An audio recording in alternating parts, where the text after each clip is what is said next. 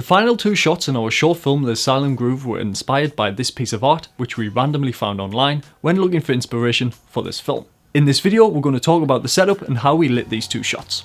Welcome to the Film Look.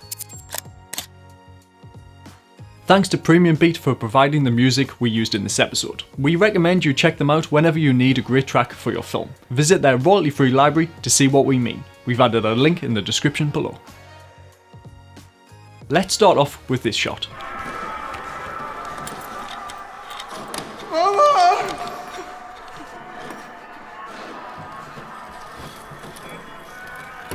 Both shots were filmed in the same location as the first scene in the film. The location was 16.2 by 7.5 meters and had 6 windows, which were 1.2 by 3.2 meters high. To start, we positioned the electric chair in the spot we wanted and screwed it to the floor. Our actor would be strapped into the chair and would not be able to get out without assistance. For his performance, we wanted him to try and force his way out, so screwing it to the floor meant the chair would not tip over. To make it as comfortable as possible for our actor, we made soft straps for his wrists and ankles so he could pull as much as he'd like and not be hurt. Having so much natural light coming through the windows worked great for all of the shots in the film, but for the last two shots, we needed it to be completely dark. Unfortunately, we could not shoot the scene at night as we could not get access to the location later in the day, so we shot it during the day. We made the location as dark as possible in two ways. The location was an old school hall which had a lighting rig built in and large blackout curtains. The curtains had been damaged over time and did not cover all of the windows, but it was a good start. We also used some of the curtains to block out the entire background for both of the shots. Next, we used the law of physics and something called the inverse square law. Let me explain. The closer your light is to the subject, the brighter it will be, and the fall off will be a lot harsher. The further away your light is from the subject, it decreases in brightness and the fall off is a lot more even. The sunlight coming through the windows was now further away than our key light, which was about 1 meter away from our subject. When you correctly expose the camera for the closest and brightest light, this made all of the light darker. We have linked an article below from Petapixel and a video from the channel called Wolfcrow, which goes into a little bit more detail about the inverse square law if you want to check it out. For the shot, we hung an Aputure 300D from the lighting rig which was already in the room. We did this by using a rail clamp which was attached to the bars of the rig. Attached to that was a C-stand arm so we could bring the light further down, getting it about 1 meter away from our subject. And it also meant we could easily adjust the angle if needed. We also attached a safety harness to the light just in case the clamp decided to fail. One advantage of using the Aputure lights was the remote that comes with it, which lets you wirelessly control the brightness and switch the light on and off.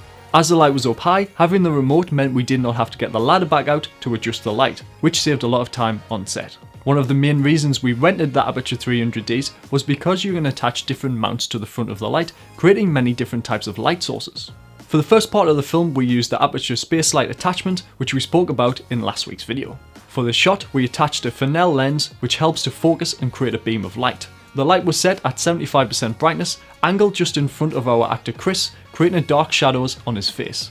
Before we filmed the shot, we got someone to stand in for Chris, so our first AC Rob could get focus marks with the PD Movie wireless follow focus we were using. That way your actors aren't standing around all day in front of lights, but also performing. We had to film this shot a couple of times because of some technical issues we had with the straps and them not being tight enough. This was causing them to fall off Chris's head during the take. One decision we made early on was to avoid giving our actor an eye light for this shot. This was because we wanted his eyes to look dark and dead, unlike the previous scene where everything was very light. In retrospect, this was actually something we would have liked to have changed because you can't really read his reaction, as well because you can't see his eyes. The last shot of the film was this one.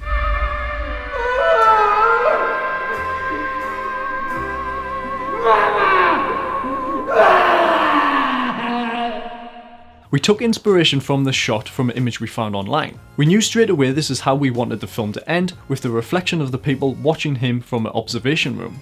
So we built an observation room. We randomly had access to a window which was big enough and mounted it onto a stand which was already in the room. Then we built a blanket fort around the window with the help of blackout curtains, C-stands, more blackout material and lots of clips.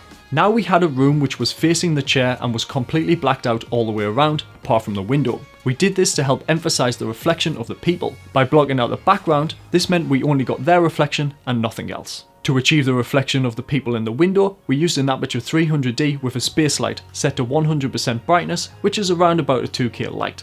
This was placed outside the fort, shining through the window as we could not fit it inside. Then we boomed an LED panel into the fort as the main key light for Emily, who was playing the woman's hand in the film. For Ed, who was playing the executioner, we had an Aputure M9 light just to bring him up a little bit. We're not sponsored by Aputure, we just really like their lights. One thing we learned from this shot was the sheer amount of light that you need to add in order to achieve a bright enough reflection to see the subjects. Another thing we decided early on which helped seeing them in the reflection was to dress them all in white. And because I was in the fort operating the camera, I made sure to wear black to avoid being picked up by the camera. With the camera being in the fort on a slider, the reflection was so strong you could see it in the window. So to combat this, any parts of the camera that reflected light was gaff taped up, which solved the problem. The final part of the shots were the curtains falling, which was achieved by clipping blackout material on the outside of the window and having two people let go on action. These two shots did take around 4 hours to set up and the footage lasts around about 40 seconds. But we think it's totally worth it, and without the cast and crew it would be impossible to do, so big thanks to them.